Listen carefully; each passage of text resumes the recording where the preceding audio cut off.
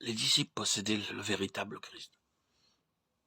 Ils avaient une véritable connaissance de Christ, dans les limites de leur intelligence. Matthieu 16. Cette connaissance avait une très forte influence sur eux. Elle les incitait à le suivre et à l'aimer. Et pourtant, ce n'était pas encore là une connaissance complète, la connaissance en esprit et en vérité. Ce n'était pas non plus la connaissance spirituelle du Christ glorifié, demeurant en eux par le Saint-Esprit. C'est cette grâce-là qu'ils devaient recevoir encore, car si ce qui devait prendre fin était glorieux, ce qui doit toujours subsister l'est bien davantage. De Corinthiens 3:11. Oh, que Dieu nous fasse comprendre que la principale œuvre de l'Esprit est de nous faire réaliser la présence continuelle du Christ glorifié, non seulement par le moyen de la pensée et de la mémoire, mais en nous faisant éprouver qu'il est réellement dedans de nous, en nous faisant vivre de sa vie. Cela se peut-il? Jésus glorifié veut-il habiter en nous, être toujours présent en nous? Oui, cela se peut.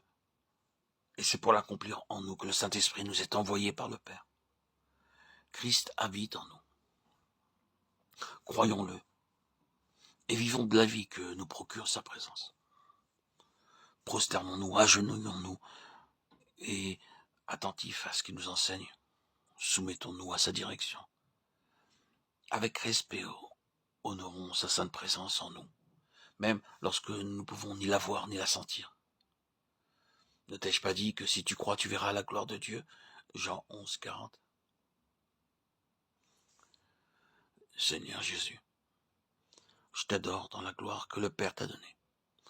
Je te bénis aussi de ce que tu as promis, que cette gloire serait révélée au cœur de tes disciples, qu'elle viendrait habiter en eux, les remplir de ta présence.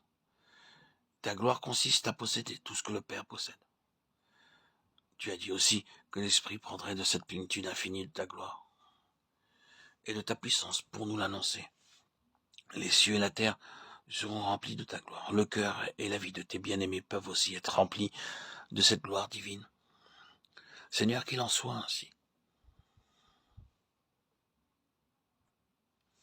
Béni soit ton saint nom pour tout ce que tu as déjà commencé à accomplir dans les cœurs. Seigneur, continue à nous donner toujours plus de gloire en toi, de gloire en gloire.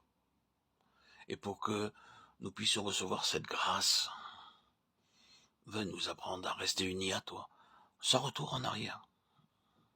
Que notre cœur et notre vie soient tout à toi, que sans varier, notre foi saisisse bien que ceci est l'œuvre de l'Esprit en nous, et qu'il accomplira son œuvre en nous. Apprends-nous à attendre l'action de l'Esprit avec docilité et renoncement à nous-mêmes. Nous voulons ne plus nous confier en la chair, en notre propre sagesse et justice. Nous voulons nous abaisser toujours plus bas devant toi, reconnaissant avec respect et crainte que l'Esprit, le Saint-Esprit, l'Esprit de gloire est en nous, et qu'il fait là son œuvre divine au Seigneur, qu'il vienne avec puissance et domine tout en nous, que par lui, notre cœur devienne le temple, le royaume, où tu sois glorifié, toi seul, où tout soit rempli de ta gloire. Amen.